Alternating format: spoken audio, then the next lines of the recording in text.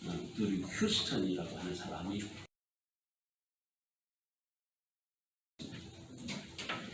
날씨는 어두컴컴하고 하늘에서 비가 내리고 있었습니다. 있었는데 거기에 세 단어가 기록되어 있었습니다. 첫째는 테니스 동그라미, 세 번째는 3만이라고 하는 숫자였습니다. 첫 번째 테니스 공은 무슨 의미를 가지고 있냐면 죽을 듯 살듯 이게 쫓아가잖아요. 그러는 것처럼 일할 수 있는 그런 일을 찾아라 하는 거예요. 동그라미인데 동그라미는 서클이잖아요. 그래서 있는 친구들 5명 정도의 친구들이 우리가 늘 사귀면서 사는 사람들이 있는데 자기의 친구들이 5명 정도 있으면 그 친구들 5의 나의 모습이다 하는 생각을 언제나 가져라. 그 다음에 세 번째 단어가 라는 것은 사람이 평생 사는데 약 전 세계의 인구의 평균치를 잡아보니까 82세 정도 사는데 그 82세만 일이라고 합니다. 그래서 자기가 살아가는 하루하루 제가 참고로 계산해 보니까 저는 한 6,000날 남았더라고. 제 살날 3만 날 중에.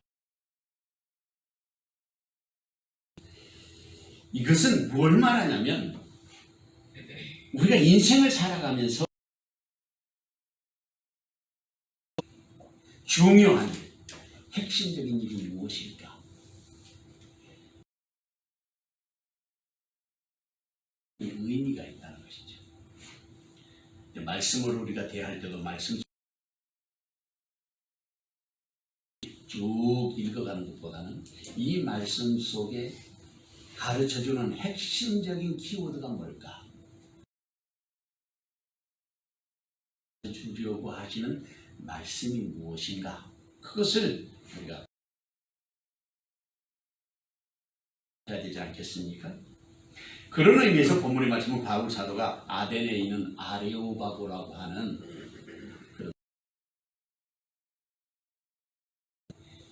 아레오바고라는 것이 이렇게 살짝 언덕으로 되어 있는데 지나가면서 저는 봤어요. 근데 아레오바고가 이 광장인데 그 광장에서 보면 파르테논 신전이 크게 있어요.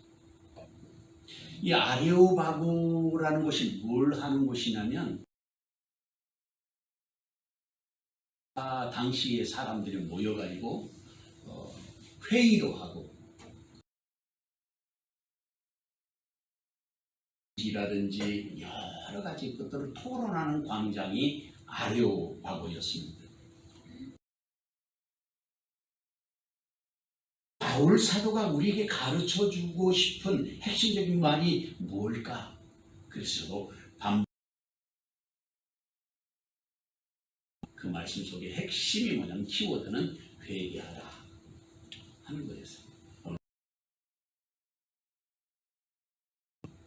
회개하는 이유, 그 목적은 어디에 있느냐? 그러니까 오늘 본문 전체 명제는 회개하라. 하나님이 반드시 너희를 전체 내용의 핵심이에요. 우리의 삶을 하나님이 판단하시고 우리가 살아가는 심판하실 것이라고 바울 사도가 가르쳐 주시는 것입니다. 준비하면서 말씀을 기록하신 그 목적이 뭘까?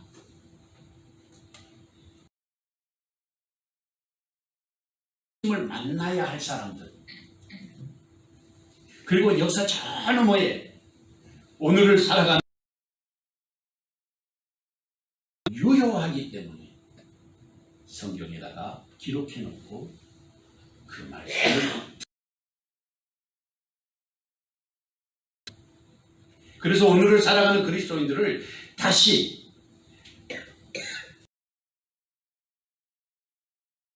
초대하셔서 우리도 그 자리에 서서 바울 사도의 그 말씀을 듣도록 이미 들려주신 이 귀한 음성이 저와 여러분이 함께 하시기를 주의 이름으로 축원합니다. 본문 22절에서 25절 말씀 우리 다 같이 한 목소리로 읽어보겠습니다. 사람들아, 너희를 보니 범사에 종교심이 많도다. 내가 하는 시대계라고 새긴 담도 보았으니 그런즉 너희가 알지 못하고 위하는 것을 우주와 그 가운데 있는 만물을 지으신 하나님께서는 참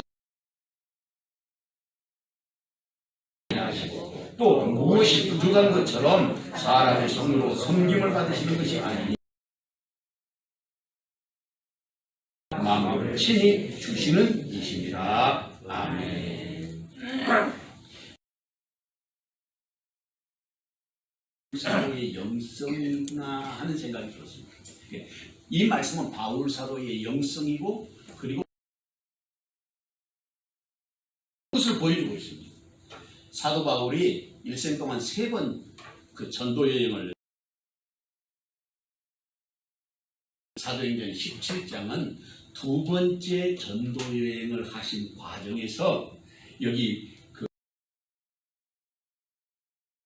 아테네, 지금 아덴을 가신 거예요. 성경에서는 아테네를 아덴이라고 해놨습니다. 이 아덴의 동북쪽, 그러니까 거기가 이제 마케 터키 쪽으로 돌아가는, 아시아 쪽으로 가는, 그리스 남쪽에서부터 라고 하는 곳이 있는데 이 터키 쪽으로 가는 곳에서부터 지금 바울 사도가, 그래서 그 북동쪽에 암비볼리아, 볼리아라고 하는 라는 뜻이에요. 폴리스라는 뜻이거든요. 그래서 옛날 헬라말로 이런 말들이 나오는데 암비볼리아, 아볼리안을 지금도 이 번화한 도시가 바로 항구 도시예요. 그러니까 성경을 거칠고 셌던 것 같아요. 바닷가 사람들이 되게 이제 싸우는 사람들이니까 그럴 수밖에 없지 않겠어요? 이 데살로니가에 들어가게 됐습니다.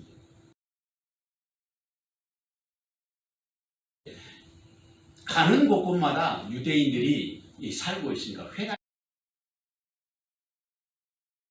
3주 동안 회당에 가서 바울 사도가 성경을 불법학자 아니겠습니까? 가마리엘 문화의 최고의 석학이었습니다. 가말리엘에게 말씀을 배웠기 때문에 대단한 지도자였단 말이죠. 그런데 그 율법학자가 예수님을 만나서 완전히 변해버린 거예요.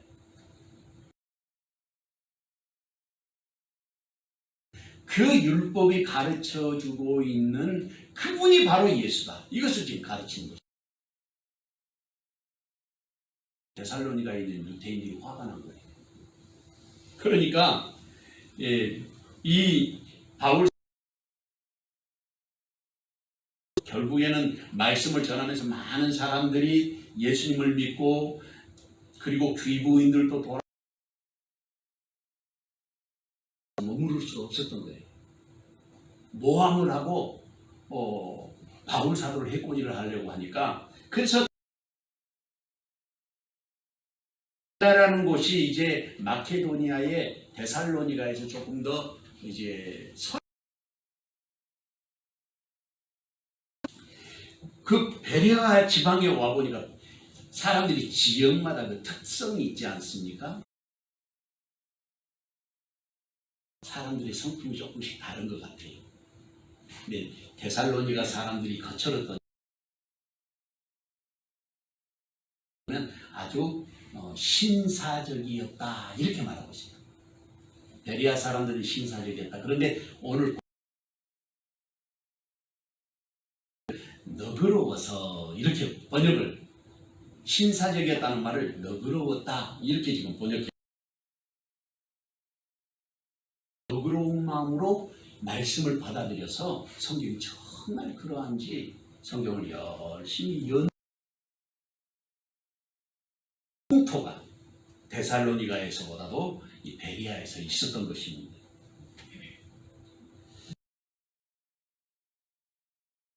사람들이 예수를 믿고 말씀을 연구하고 하니까 이 소문이 다시 데살로니가에까지 갔어요. 데살로니가에 있는 유대인들이 더 있을 수가 없어서 바울이 거기에 이제 실라하고 디모데를 그곳에 피신을 시켰어요. 성도들이. 어디로 갔냐면 바로 오늘 본문에 나오는 아테네로. 이제 우리 성경에는 아덴 이렇게 되어 있는데 그곳에 왔어요.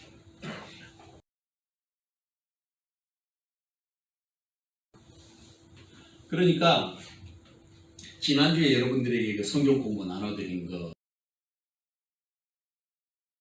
두 번째, 오늘 지금 세 번째 나눠드렸죠? 두 번째 나눠드리고 지금 세 번째 교재 이거 꼭 집에서 공부하시기 바랍니다. 사명자의 철학 주제가 이제 이렇게 생각하는데 단어가 어려워서 그렇지 철학이라는 것이 뭐냐면 찾는 일을 하는 것이거든요. 근데 오늘 본문에 보니까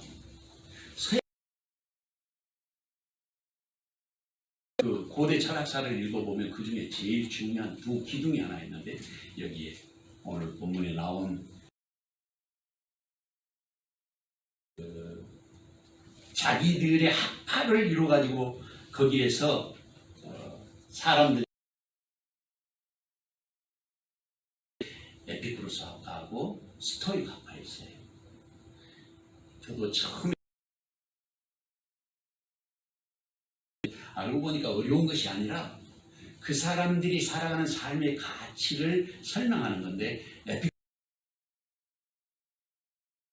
에피쿠로스를 살아갈 때 가장 선한 것, 가장 행복한 게 뭐냐?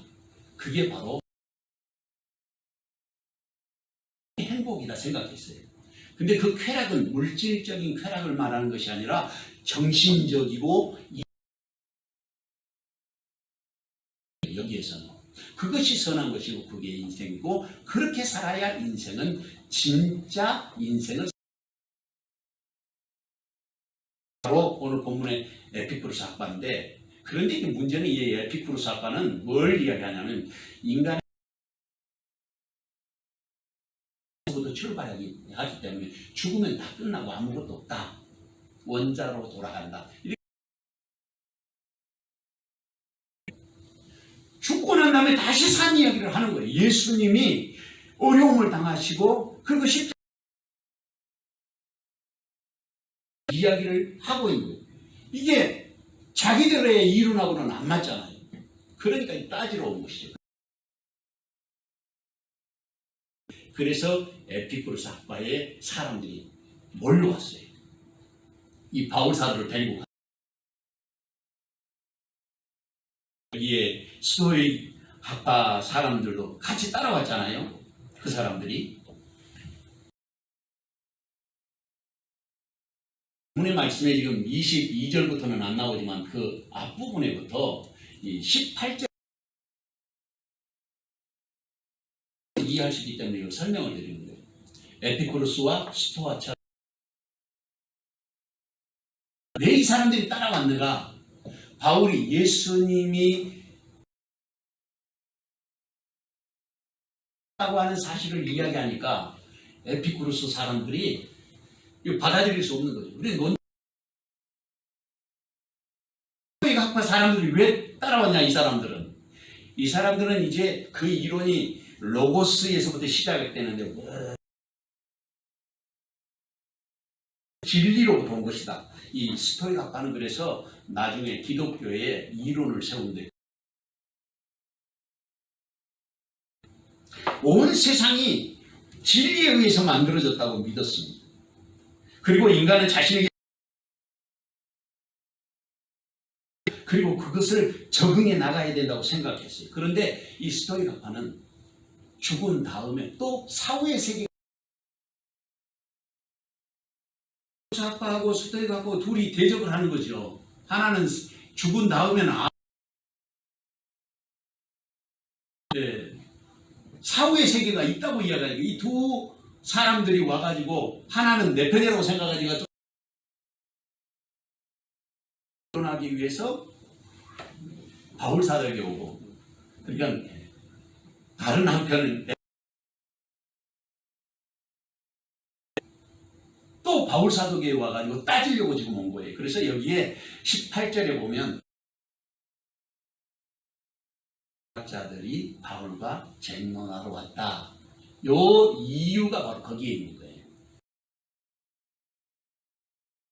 시대 때지만 헬라 문화의 그 아주 중요한 정신 두 가지가 바로 다른 하나는 바로 스토익 학파의 정신이었다 하는 것입니다.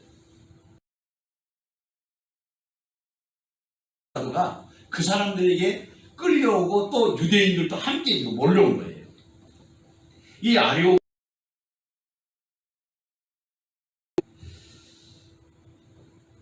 여기까지 이야기를 듣고 다시 거기에 그렇게 말하고 있어요. 우리가 말씀을 더 쉽게 이해할 수 있는데 내가 말하는 이 새로운 느냐 내가 어떤 이상한 것을 우리에게 귀에 들려주니 우리 귀에 들려주니 이렇게 지금 이야기합니다. 그래서 이 말을 지금 하고 있는 거예요. 18절, 19절 그리고 20절 오늘 본문은 우리가 이해해야 이 뒤에 말씀들을 우리가 이해할 수 있기 때문에 이것도 설명돼요. 그러니까 바울 사도가 여기에서 그렇게 말하고 있죠. 아덴 사람들아 너희를 보니 범사에 종 사람인데 와서 보니까 앞을 봐도 우상숭배, 뒤를 봐도 우상숭배 보면 파르테논 신전뿐만 아니라 수많은 신전들이 있지 않습니까? 그러니까 바울 사도가 그것을 내가 보니까 범사에 종교심이 많다. 그렇게 아테네 사람들에게 이것이 바울이 아테네 사람들을 본 관점이죠. 또 두 번째는 23절 말씀에 보다가 알지 못하는 신에게라는 단도 보았다. 그랬습니다. 알게 해주려고 한다. 알지 못하는 신에게라는 그 알지 못하는 신이 어떤 분인지 내가 그게 23절에 나오죠. 그 다음에 24절 이하 그 하나님은 어떤 하나님이냐? 24절 이하에 우주와 그 가운데 있는 만물을 지으신 하나님 손으로 지은 전에 계시지 아니하시고 또 무엇이 부족한 것처럼 사람의 손으로 생명과 호흡과 만물을 친히 주시는 이시니라. 이렇게 말합니다.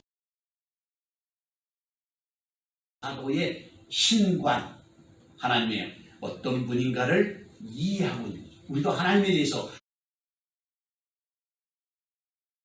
그래서 이것을 조금 더 구체적으로 자세하게 살펴보면, 첫째는 하나님은 만물을 창조하신 창조주. 두 번째로는 하나님은 그 만물의 주관자가 되신다. 그렇게 말씀하고 있습니다. 생명과 호흡과 또 만물을 우리에게 주시는 분이시다 하는 것을 바울 사도의 신앙관이에요. 이것이 하나님을 그렇게 이해하고 있었던 것이죠.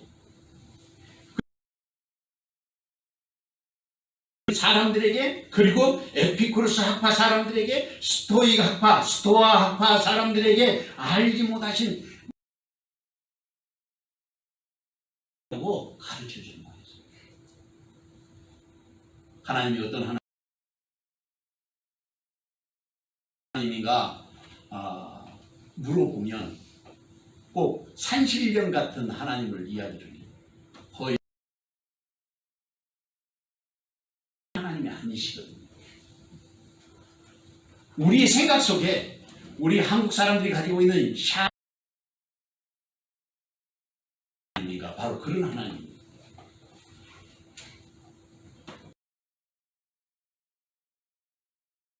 옥황이라는 옥황상제, 그 말은 황이라는 것은 저 우주를 말하는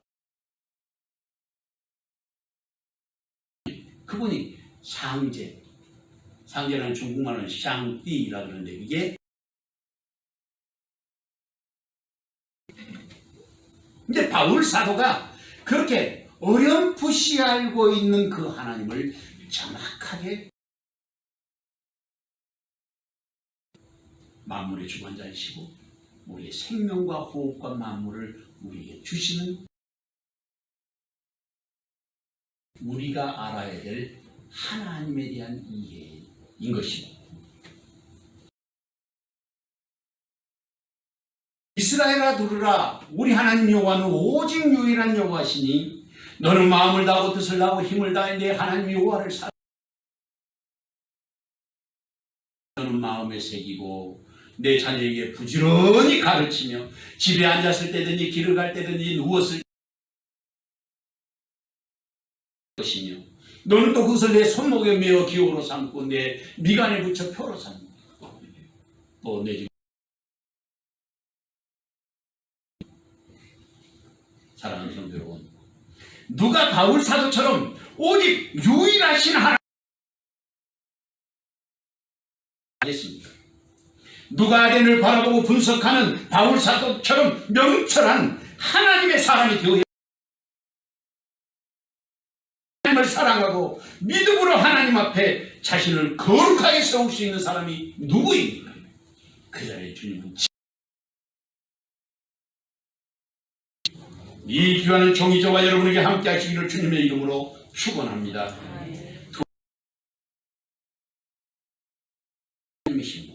본문 26절에서 29절 말씀을 다 같이 한 목소리로 읽어보겠습니다.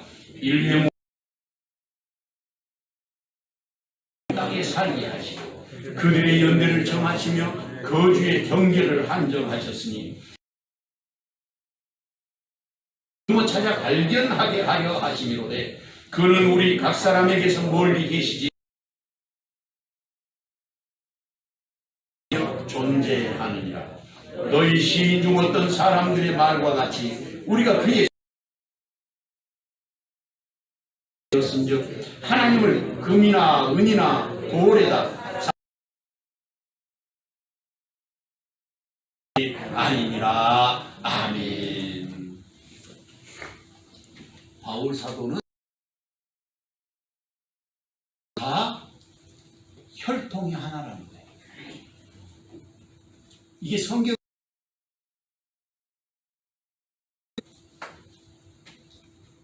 이걸 몰라가지고 오늘 과학자들이 DNA를 한 어머니 밑에서 온 인류가 났다. 지금 과학자들 그렇게 연구하고 발표했잖아.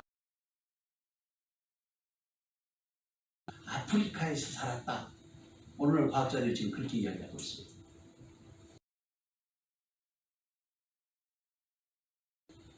요즘에도 그런 생각이 드는데 여러분 그 지도를 보면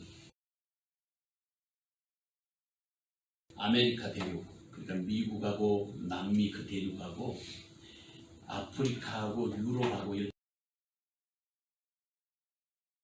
신기하게도 맞을 것 같아요. 옛날 어른들은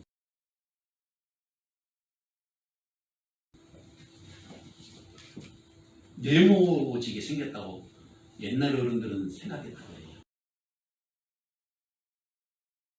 이 세계 지도를 가만히 살펴보니까 정말 그렇게 생긴 것 같아요.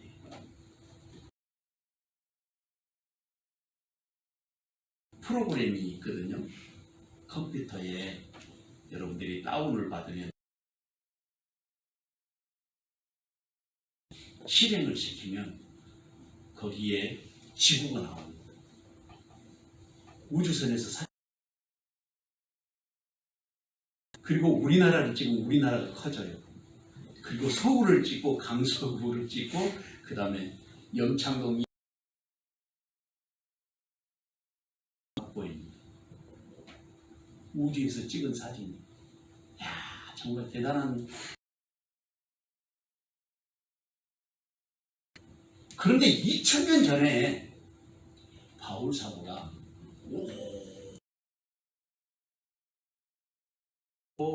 세상에 태어났다고 이렇게 이야기하는 것은요, 정말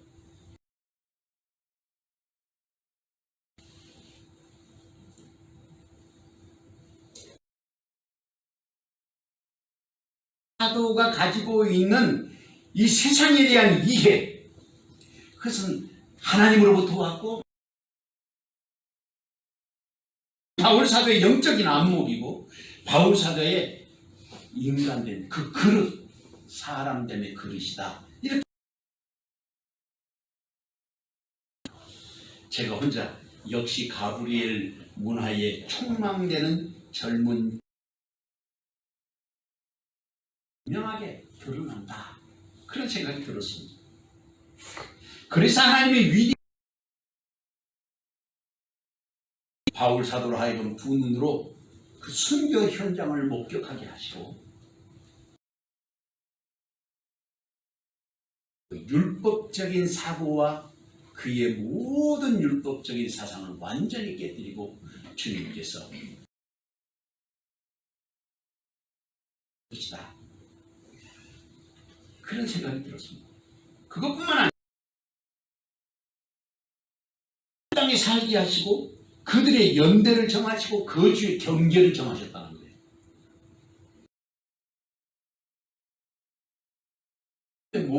몸뚱아리가 하나여서 우리 살고 싶은 데는 한 군데밖에 안 되는 거예요. 하나님이 우리를 그렇게 정하셨다는 거죠. 그러니까 여기에 있도록 만드신 거예요. 이 말씀대로라면 연대를 정하시고 그러니까 조선시대에 사는 것 2000년대에 살게 하신 것도 하나님의 계획인데 오늘 우리가 여기 사는 것도 역시 하나님의 계획 가운데 있다 하는 걸 알 수가 있습니다. 한정하셨다는 거예요. 우리가 살아가는 삶의 자리를 정하신 거예요. 창조 질서뿐만 아니라 하나님의 역사의 주관자라고 하는 것입니다. 에베소 3장 14절 15절 말씀을 보니까 이는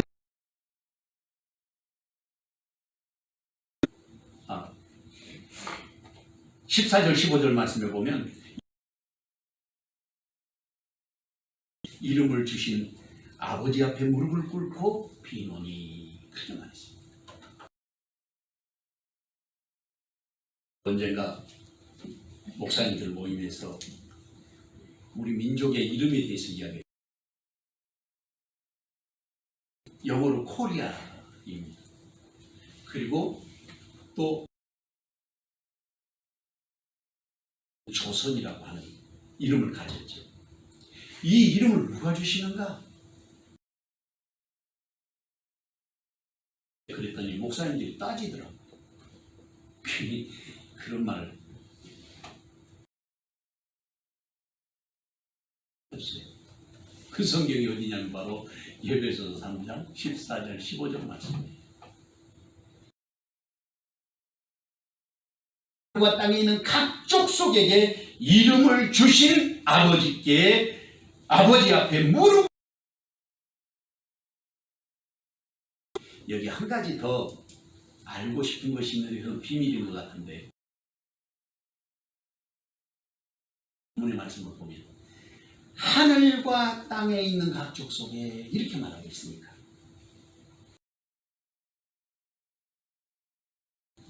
계속해서 보면 27절 말씀을 보면 이는 사람으로 혹 하나님을 더듬어 찾아 발견하게 하심이라. 멀리 계시지 아니하도다. 하나님 우리 가까이 계시다는 것입니다. 바울 사도는 하나님께서 그렇게 가까이 계신 목적, 그 목적이 뭐라고 말씀하고 있냐면 하나님을 만나는 일을 하게 하시려고 하신다는 거예요.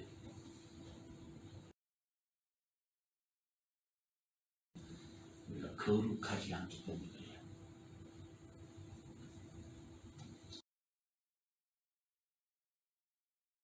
하나님이 우리를 죽이는 것이 아니라 죄된 우리가 스스로 폭탄이 잡혀가는 것처럼 견딜 수가 없게.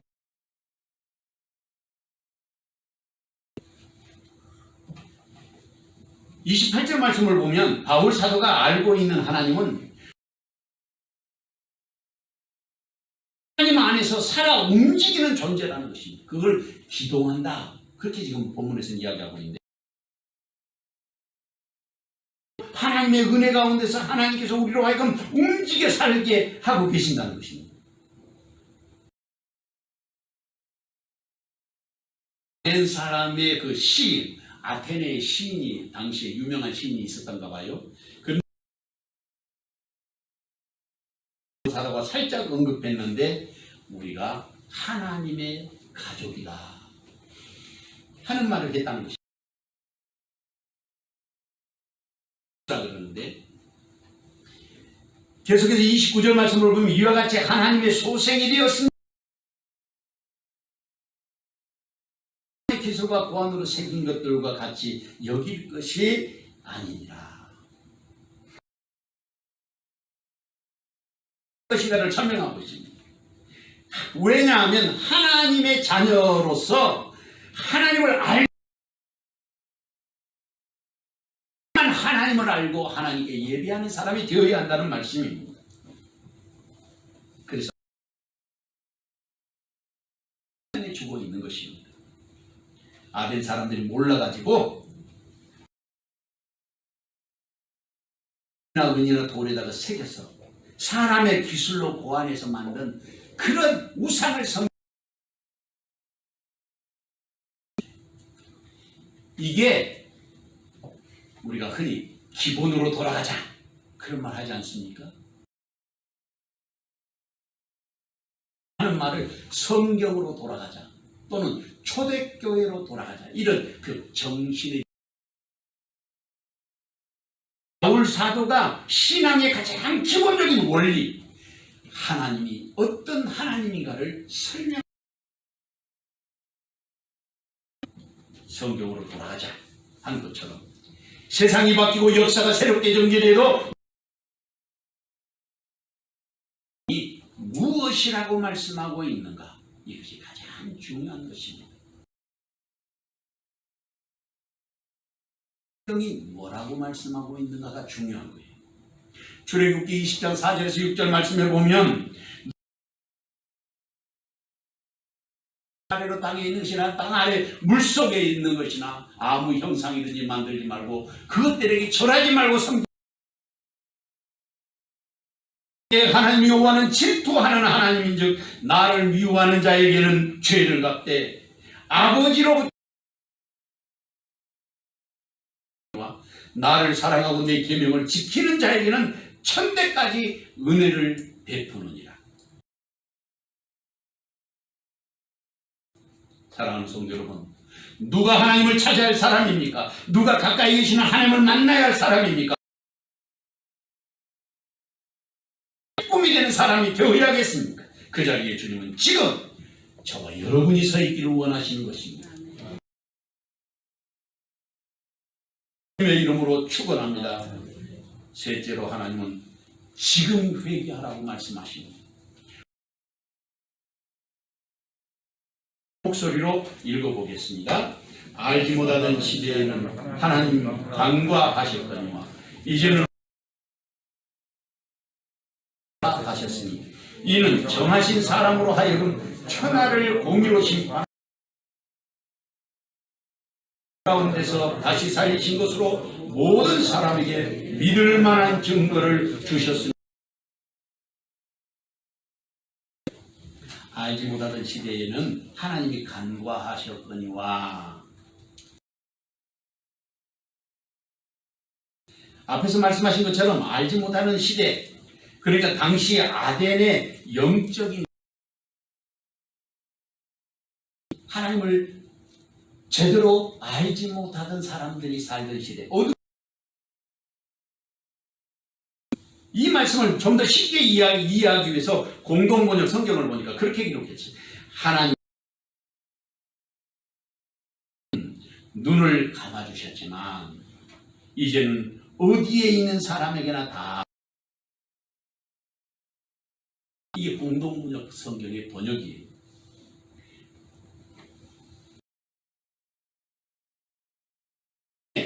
이 간과하셨다 하는 말은 히페리돈이라고 해요.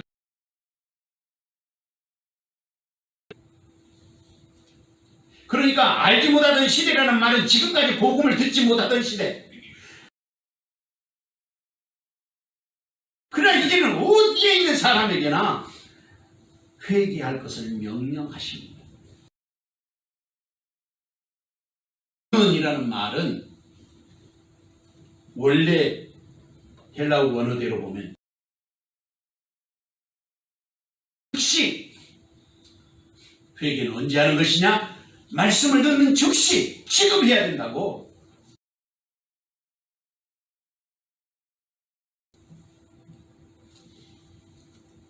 그러니까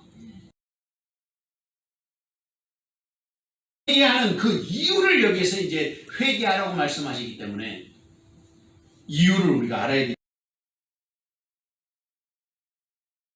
하신 사람으로 하여금 천하를 공의로 심판할 날을 작정하고 다시 살리신 것으로 모든 사람에게 믿을 만한 증거를 주셨습니다. 작정한 하신 사람으로 이 작정한 사람이 누구냐면 바로 예수님이에요. 공의로 심판하실 날을 작정하셨다는 거예요. 하나님이 정하신 그 사람으로 정하시고 그날의 공의로 심판하게 하실 것이기 때문에 회개해야 된다. 회개하라는 거예요. 사람들에게 믿을 만한 증거를 주셨다고 했는데 이 믿을 만한 증거는 뭘 말하냐면 예수님의 부활. 이 말씀 좀 더 깊이 살펴보면 첫째로는 정하신 사람으로 천하를 공의로 심판할 날을 정하셨다. 하셨다는 것입니다. 셋째로는 예수님의 부활이 모든 사람들에게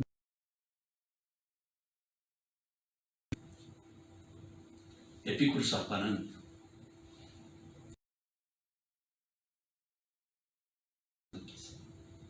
근데 스토이파 이 사람들은 죽음 후에도 다고 와서 말씀을 전하는데 죽음 이후의 세계를 말하는 거예요.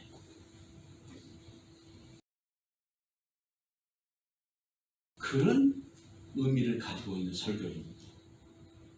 그런데 이 부활에 참여하기 위해서는 지금 회개해야 된다고 말씀하고 있습니다. 회개하지 않아도 우리 모두가 바울 사도의 회개하라고 하는 그 말씀 앞에 서서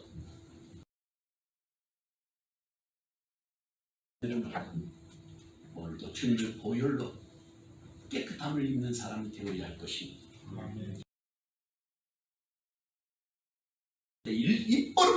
입버릇처럼 하는 말이 있었습니다. 내 죄, 오 이 죄를 어찌하고 하며 살았습니다. 무슨 죄를 많이 지었겠어요? 머리로 생각하면서 죄를 많이, 마음으로 생각하면서 죄를 많이 지었다는 거예요.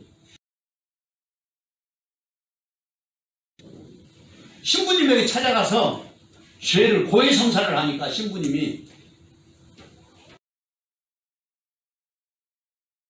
하루에 20번씩 그렇게 오지 말고 한꺼번에 모아가지고 와.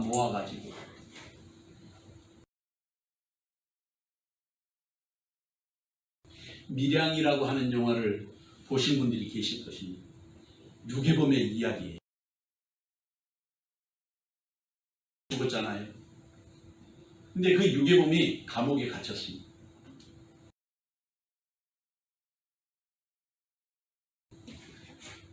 엄마가 찾아왔어요. 너무 원통하니까 가슴 아프고. 그랬더니 그 범인이 뭐라고 말하냐면 태연하게 나는 죄가 없다. 이제 예수 믿기 때문에 나는 다 용서받았다. 이렇게 말하는 거예요. 그 자리에서 미쳐버리잖아요. 그건 용서가 아니에요.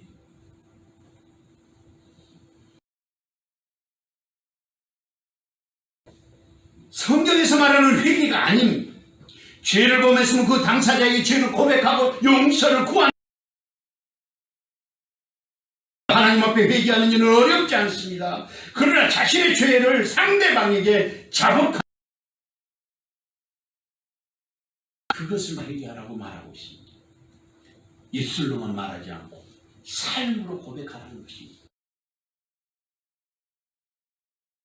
우리가 넘기움을 받을 수 있을 것이기 때문입니다. 사도행전 3장 19절에 그러므로 너희가 회개하고 돌이켜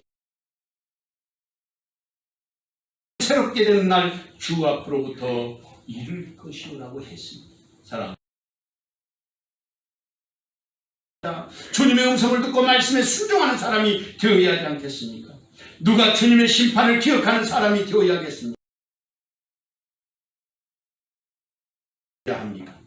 누가 부활의 확실한 증거를 가슴에 품고 살아야 할 사람입니까? 부르고 계신 것입니다. 이 귀한 정의 시간 저와 여러분에게 함께 하시기를 주님의 이름으로 은혜와 사랑을 감사합니다. 오늘도 말씀 안에서 주님께 영광 내고 설교를 통해서 우리에게 주시는 메시지를 듣고 지금 믿음의 자녀들 되게 하옵소서. 예수님의 이름으로 성가 446장 찬송하겠습니다.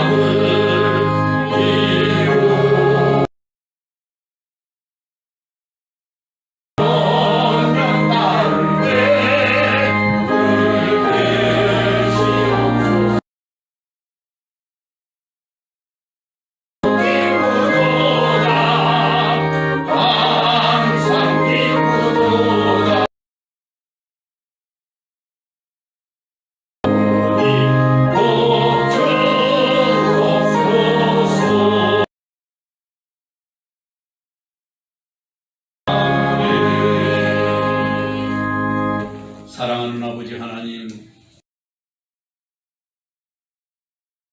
사태로 인해서 여러 가지 어려움을 당하고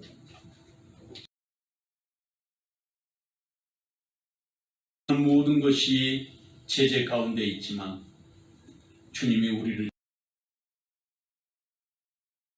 주시니 감사합니다. 삶을 사는 여정 속에 있도록 은혜와 사랑을 더하여 주시옵소서. 성장되게 하시고 바울의 음성이 우리의 영혼에 들려지게 하셨사 하시고 회개하는 마음으로 주님 앞에 우리의 삶을 산재 성령께서 주신 은혜와 사랑으로 말미암아 기쁨이 있게 하시고 싸우니 10의 하나와 감사의 예물과 성경군과 건축 낙한 제물들을 두 손으로 축복하오니 하늘로부터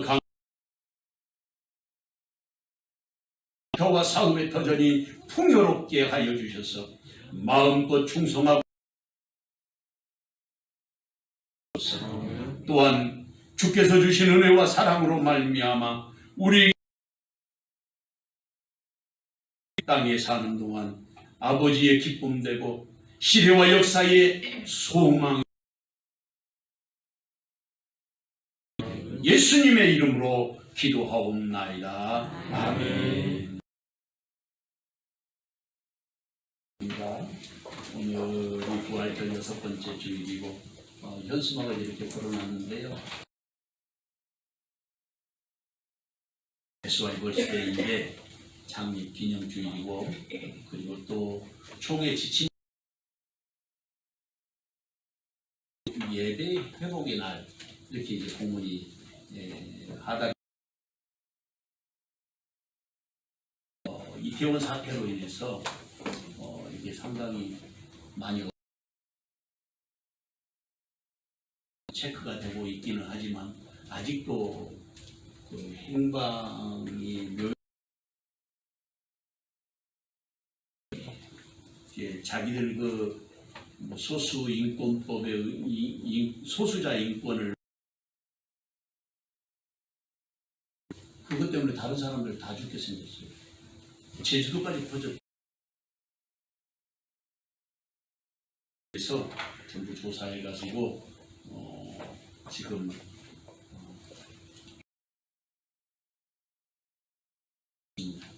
여러분들 기도해 주시고 계속해서 마스크도 쓰고 다니고 손도 열심히 씻으시고 그 외에 다른 일들은 여러분들이 위에서 기도해 주시고 선교사님들이 지금 나니까 들어오셨어요. 그럼 들어오면 14일간 이렇게 격리 자가 또 필리핀의 장순현 선교사님 모두 끝난 것 같아요. 위에서 기도해 주시면 감사하겠습니다. 선교사님 가정이 정릉으로 이사하셨습니다. 축하해 주시고 드디어 선물이 바뀌었습니다. 요거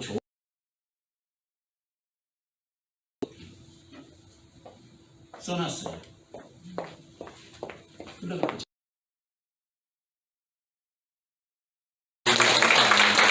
우리 다 같이 일어나셔서 다솜이 노래 보고 마치겠습니다.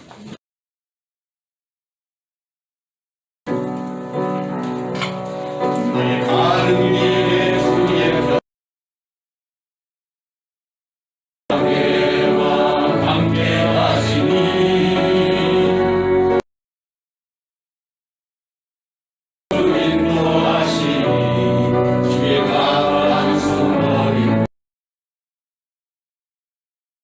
God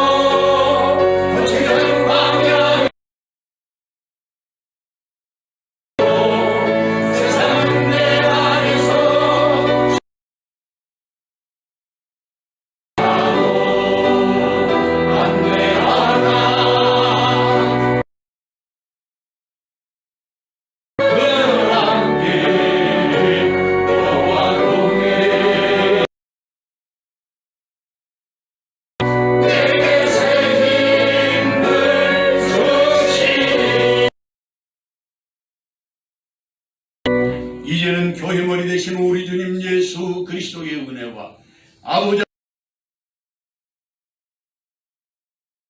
감화 위로 교통하심과 그 복 주시는 은혜의 역사가